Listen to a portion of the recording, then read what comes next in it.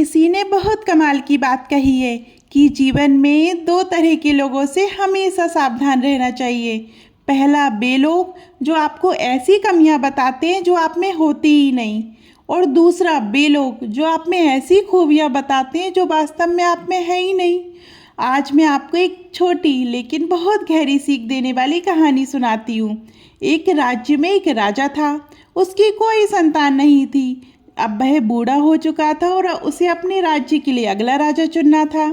लेकिन समस्या ये थी कि वह तय नहीं कर पा रहा था कि किसे अपना उत्तराधिकारी बनाए। एक दिन उसने अपने मंत्रियों को बुलाया और उनसे सलाह मांगी। किसी मंत्री ने कहा, महाराज आप किसी बच्चे को गोद ले लीजिए। दूसरे मंत्री ने कहा, महाराज आप अपनी किसी योग्य मंत्री को ही राजा बना दीजिए। लेकिन राजा को ये दोनों सुझाव पसंद नहीं आए। तभी एक मंत्री ने सुझाव दिया, महाराज क्यों ना पूरे राज्य में एक प्रतियोगिता रखी जाए और जो सबसे योग्य हो उसे राजा बनाया जाए। राजा को ये सुझाव थोड़ा अच्छा लगा, लेकिन उसने कहा, कोई कठिन प्रतियोगिता नहीं होगी, बस एक साधारण इंटरव्यू होगा। जो भी व्यक्ति आएगा मैं उससे बात करूंगा और समझने की कोशिश करूंगा कि वह राजा बनने योग्य है या नहीं। मंत्रियों ने कहा, महाराज इसमें कुछ नियम तो होने चाहिए।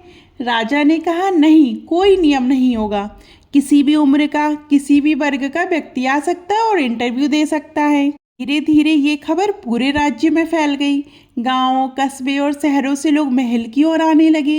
एक छोटे से गांव में एक किसान का बेटा रहता था। जब उसे एक इंटरव्यू के बारे में पता चला तो उसने अपने पिता से कहा, पिताजी मैं भी जाकर इंटरव्यू देना चाहता हूँ। पिता ने कहा, बेटा मुझे नहीं लगता कि कुछ होगा, वहाँ बड़े बड़े लोग आएंगे।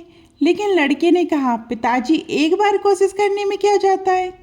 परिवार ने उसे जाने की अनुमति दे दी। अब समस्या ये थी कि उसके पास ढंग के कपड़े नहीं थे। पुरानी शर्ट, पुरानी पैंट और कुछ भी नहीं। उसे अंदर से झिझक होने लगी कि ऐसे कपड़ों में वह राजा के सामने कैसे जाएगा। उसने अपने पिता से थोड़े पैसे मांगे। घर में पैसे भी बहुत कम थे, फिर भी किसी से उधार लेकर उसके लिए एक अच्छी जैकेट बनवाई गई। लड़के ने पुरानी शर्ट और पैंट के ऊपर वह नई जैकेट पहन ली और इंटरव्यू देने शहर की ओर निकल पड़ा। रास्ते भर उसके मन में तरह तरह के सवाल चल रहे थे। राजा क्या पूछेंगे, मैं क्या जवाब दूंगा। जब वह शहर के पास पहुंचा तो उसने सड़क किनारे एक भिखारी को बैठे देखा।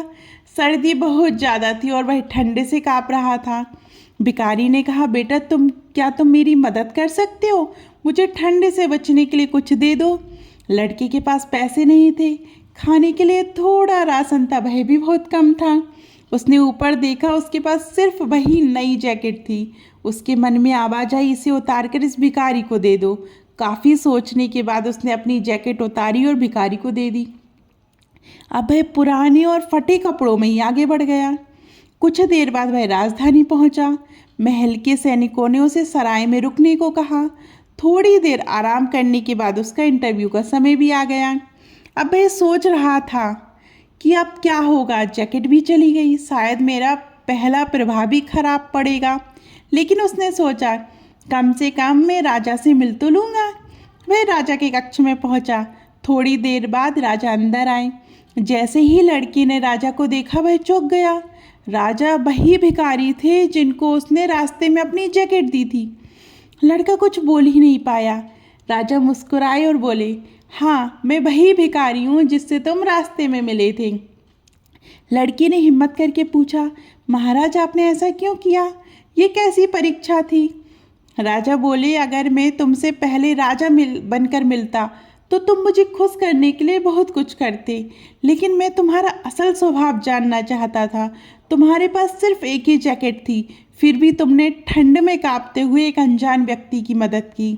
फिर राजा ने उसकी जैकेट उसे वापस देते हुए कहा, आज से तुम इस राज्य के अगले राजा हो। लड़का हैरान रह गया। उसने पूछा, महाराज आपने मुझसे कुछ पूछा भी नहीं। राजा बोले, मुझे सब समझ आ गया। जो व्यक्ति निस्वार्थ होकर दूसरों की मदद करता है, जो आप अपने पास कम होते हुए भी दूसरों के लिए देने को तैयार रहता है, वही सबसे अच्छा इंसान होता है। और मुझे इस राज्य के लिए सबसे पहले एक अच्छा इंसान चाहिए था। राजा तो वह बाद में भी बन सकता है। ये छोटी सी कहानी हमें बहुत बड़ी सीख देती है। हम सब चाहते हैं कि लोग हमसे प्यार करें, हमारा सम्मान करें, लेकिन असली सवाल ये है, क्या हम दूसरों से प्यार करने के लिए तैयार हैं? क्या हम दूसरों की मदद करने के लिए तैयार हैं? मैं अक्सर अपनी कहानियों में यही कहती हूँ, हम जीवन भर पैसा कमाने में लगे रहते हैं, लेकिन जिस दिन हम दुआएं कमाना शुरू कर देंगे, शायद उसी दिन हमारी ज़िंदगी में चमत्कार होने लगेंगे। और जो ज़िंदगी में भाई 1% कमी रह जाती है, वह भी शायद पूरी हो जाए। तो आपको ये कहानी कैसी लगी कमेंट में ज़रूर बताइएगा। और अभी तक आपने हमारे चैनल परंपरा और प्रतीक्षा को सब्सक्राइब नहीं किया और हमें फेसबुक और इंस्टाग्राम पे फॉलो नहीं किया है तो जल्दी कीजिए। धन्यवाद।